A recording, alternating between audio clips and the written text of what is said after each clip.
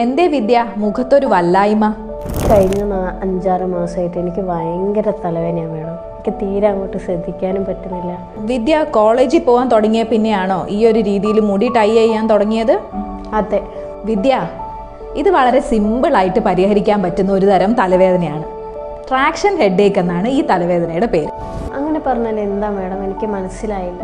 Traction headache എന്ന് പറഞ്ഞാൽ high പോണി tail കെട്ടുന്നവരിൽ കണ്ടുവരുന്ന ഒരു തരം തലവേദനയാണ്. അങ്ങനെ വലിച്ചു മുറുക്കി കെട്ടുമ്പോൾ ഈ തലയോട്ടിയുടെ ചുറ്റുമുള്ള സ്കാൽപ്പിലെ ടിഷ്യൂസ് ഒക്കെ വളരെ വലിയുകയും അത് കാരണം വരുന്ന ഒരു തരം തലവേദനയാണ്.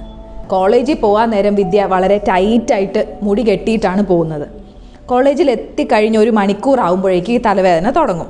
അതുകൊണ്ട് പകൽ സമയത്തെല്ലാം വളരെ ഡിസ്റ്റർബ്ഡ് ആയിട്ടിരിക്കുന്നു. എന്നാൽ വീട്ടിലെത്തി കുളിച്ച് മുടി അഴിച്ച് കഴിഞ്ഞ് 1 മണിക്കൂർ ആകുമ്പോഴേക്കും ഈ തലവേദന കുറയുകയും ചെയ്യും.